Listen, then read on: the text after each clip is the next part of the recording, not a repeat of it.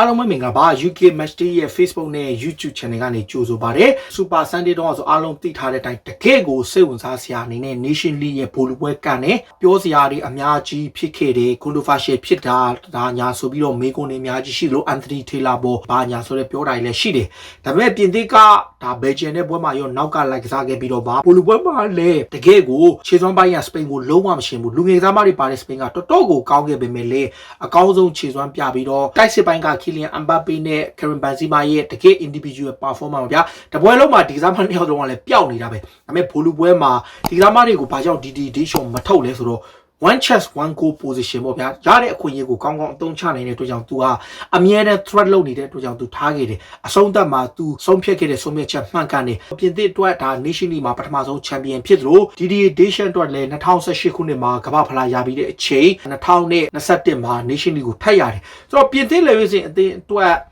ဒါနိုင်ငံတကာအဆင့်မြင့်ဆုံးလို့ပြောရတဲ့ဖလားကြီး၄ခုကိုပြင်သစ် generation လိုက်ရတယ်ပြင်သစ်ကအားလုံးသိထားတဲ့အတိုင်း1984သူတို့နိုင်ငံအင်ရှင်ဖြစ်ကျင်းပတဲ့ Paris ကယူရိုပြိုင်ပွဲမှာ champion ဖြစ်တယ်။နောက်သူတို့နိုင်ငံမှာပဲအင်ရှင်ကျင်းပတဲ့1998ကမ္ဘာ့ဖလားပြိုင်ပွဲမှာပထမဆုံးချိန်ကမ္ဘာ့ champion ဖြစ်ပြီးတော့မှ2001 2003ခုနှစ်တွေမှာလည်းသူတို့ဘက်က Confederation လို့ခေါ်တဲ့တိုက်ကြီးများဖလားပေါ်နိုင်ငံတကာစူဖလားကိုရခဲ့ဘူးတယ်။သူတို့အနေနဲ့စူဖလားက၃လုံးရတယ်။ဒါပေမဲ့ European ပြိုင်ပွဲအောက်မှာပဲကျင်းပတဲ့ပြိုင်ပွဲတွေမှာပြင်သစ်အနေနဲ့အခုဒါဖလားတစ်ခုထပ်ရလာတယ်။ဆိုတော့ပြင်သစ်ဘက်ကကြည့်တဲ့အခါ Nation League ကသူတို့ရဲ့နောက်ဆုံး latest ဖလားပေါ့ပြင်သစ်ဟာ1984ယူရိုမှာ champion ဖြစ်တယ်။နောက်ယူရို2000ပြိုင်ပွဲမှာလည်းအီတလီကိုနိုင်ပြီး champion ဖြစ်တယ်။1998ကမ္ဘာ့ဖလားပြိုင်ပွဲမှာ Brazil ကို3ဂိုးပြတ်နိုင်ပြီး champion ဖြစ်လို့ပြီးခဲ့တဲ့2018ကမ္ဘာ့ဖလားပြိုင်ပွဲမှာ Croatia ကို4ဂိုး2ဂိုးနဲ့နိုင်ပြီး champion ဖြစ်တယ်။အဲကြားထဲမှာ2001နဲ့2003မှာ Confederation Cup လို့ခေါ်တဲ့တိုက်ကြီးများလိုက်ပြိုင်ပွဲရဲ့ champion ထပ်ဖြစ်ခဲ့ပြီးတော့အခု Nation League မှာ champion ဖြစ်တော့သူတို့တပိုင်းမှာကမ္ဘာ့ဖလား2ကြိမ်ယူရို2ကြိမ် Nation League 1ကြိမ်နဲ့ Confederation က2ကြိမ်ဆိုစုစုပေါင်းသူတို့ major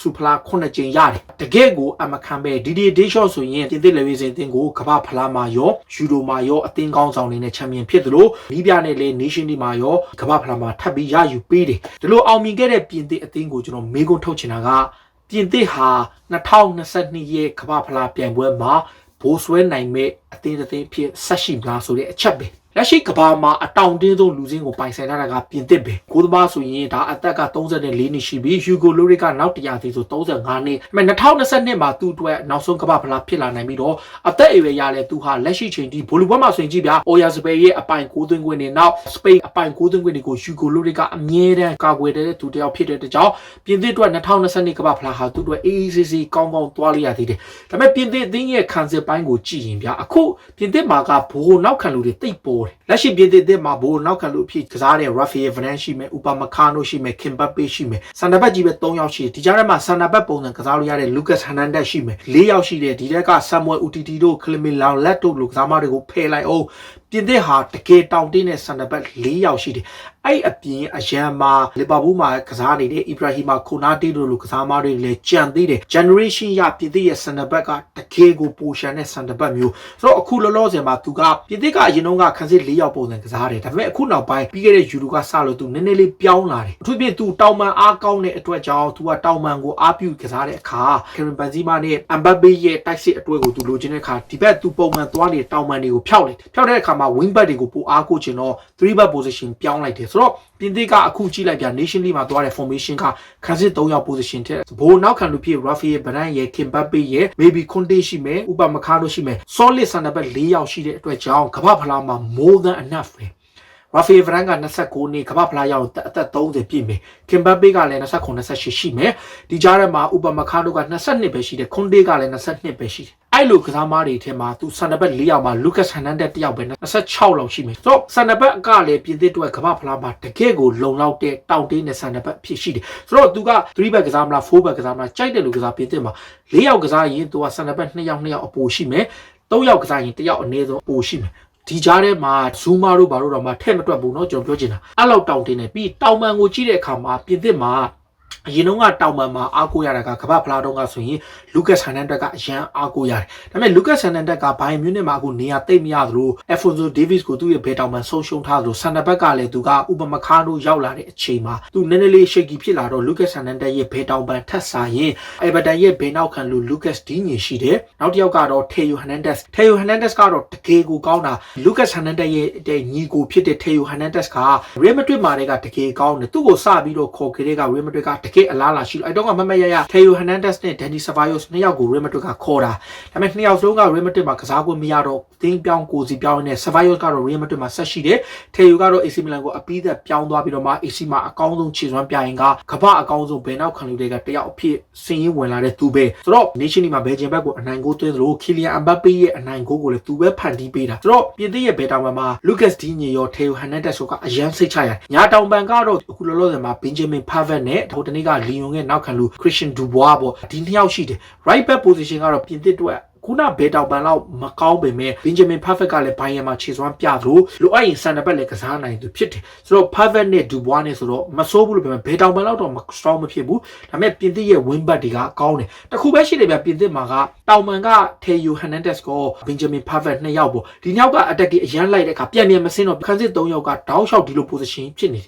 ်ဒါပေမဲ့ပြင်သစ်တောင်ပန်မှာကအခုထေယိုဟန်နန်ဒက်စ်နဲ့လူကတ်ဒီညီအပြင်ဒူဘွားနဲ့ဖာဖက်ရှိတဲ့အတွက်ကြောင့်ပြင်သစ်ကလည်း position နှစ်နေရာအပြည့်ရှိတယ်ကွင်းလယ်မှာက Adrian Rabiot ရှိတယ်ပြီးတော့မှ Angolo Kante ရှိတယ်ဖောဖောပါရှိတယ်ဖောဖောကတော့ကြာဟိုတနေ့ကဘောလုံးပွဲမှာကျွန်တော်တို့တော့ Man of the Match performance ပဲတကယ်ကောင်းတယ်ဗျဘောဖြန့်တာဒီပါစင်တွေဘာမှပြောတခုပဲရှိတယ်ဖောပါအနေနဲ့ခန်းစစ်မှာနည်းနည်းလေး defensive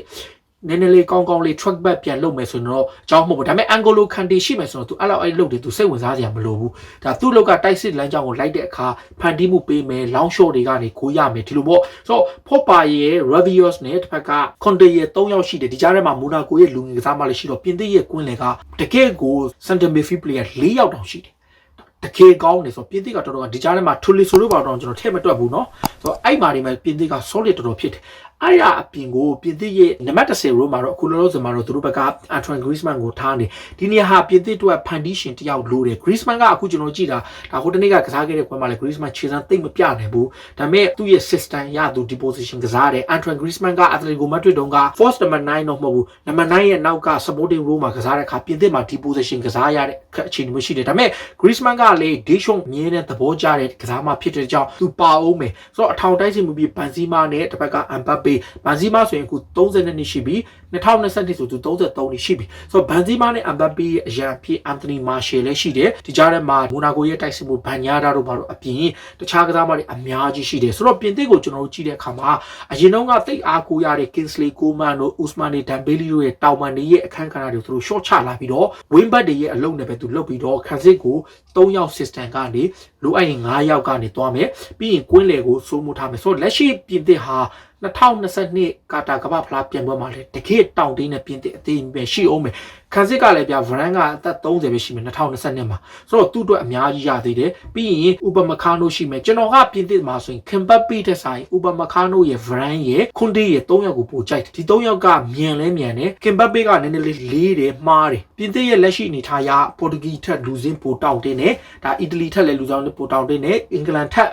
maybe အင်္ဂလန်နဲ့သူတွေကိုရှင်းရနိုင်တယ်ဒါပေမဲ့အင်္ဂလန်ထက်ပြင်သစ်မှာက quality ပိုကောင်းတဲ့ကစားမတွေအတွေ့အကြုံပိုကောင်းသလိုပွဲဖြေကိုပြောင်းလဲနိုင်တဲ့ကစားမတွေပြင်သစ်မှာပိုများတယ်ပြီးတော့မှဒီအာဂျင်တီးနားတို့ဘရာဇီးတို့ထက်လည်းဘရာဇီးတစ်သိန်းလောက်ပဲပြင်သစ်ကိုသူတင်ကိုကောင်းကောင်းရှင်းနိုင်တဲ့အသင်းဘရာဇီးကလည်းတကယ်ကောင်းတဲ့အသင်းနဲ့မှာပါတယ်ဆိုတော့2022မှာလက်ရှိကမ္ဘာချန်ပီယံပြင်သစ်ကချန်ပီယံဆုကိုကာကွယ်နိုင်တဲ့အဆင့်တန်းမျိုးရှိတယ်တခုပဲရှိတယ်ဗျဒီရှော့ရဲ့အသင်းကပြဿနာကဘာလဲဆိုတင်းနဲ့မကစားတတ်ဘူးဖြစ်တင်းမဟုတ်ဘူးဆိုတော့ကွင်းလေကလည်းဖီယိုဖဲကြီးဖြစ်တယ်အဲ့တစ်ချက်ကတော့ပြင်သစ်ကလက်ရှိအသင်းကိုတင်းပုံစံပို့စုပြီးတော့အသင်းကြီးဟန်အသင်းလိုက်ကစားဟန်ကိုပိုကောင်းကောင်းမုံကစားနိုင်မယ်ဆိုရင်ပြင်သစ်ကပိုကောင်းတယ်ကျွန်တော်ကြည့်လိုက်ပြ2018ကမ္ဘာဖလားတုန်းကလည်းပြင်သစ်ဟာဘယ်လ်ဂျီယံနဲ့ကစားတဲ့အခါမှာဘယ်လ်ဂျီယံကတတိုင်းတိုင်းဖိနေပေမဲ့ဆမ်မွယ်ဦးတီတီရဲ့ခေါင်းတိုက်ကိုနဲ့နိုင်လို့လာသူတို့ဘိုလီပွဲတက်သွားတာအခု Nation League မှာလည်းဘယ်လ်ဂျီယံနဲ့ကစားခဲ့တဲ့ပွဲမှာသူလုံးဝကွင်းလယ်ကိုမရှိနိုင်ဘူးဒါစပိန်ကိုလည်းသူတို့ကွင်းလယ်လုံးဝမရှိဘူးသူတို့နိုင်တာက individual performance အနေနဲ့နိုင်နေတာဒီချက်ကိုတော့ Deschamps အနေနဲ့တေချာပေါက်ပြင်ရမယ်သူပြင်ကွင်းလယ်မှာ holding မှာ တကယ်ကို play maker ကစားမတယောက်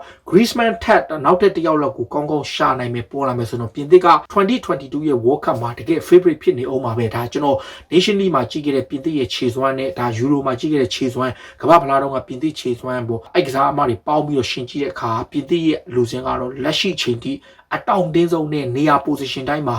အများကြီးရှိတဲ့အနေထားပေါ့ပြည်သက်တွေဘယ်လိုမြင်လဲကိုယ့်ရဲ့အမြင်လေးတွေကိုကွန်မန့်မှာဝင်ရောက်မှတ်ချက်ပေးကြပါလို့ကျေးဇူးတင်ပါတယ်အရှိတော်ဘုံအောင်ရမည်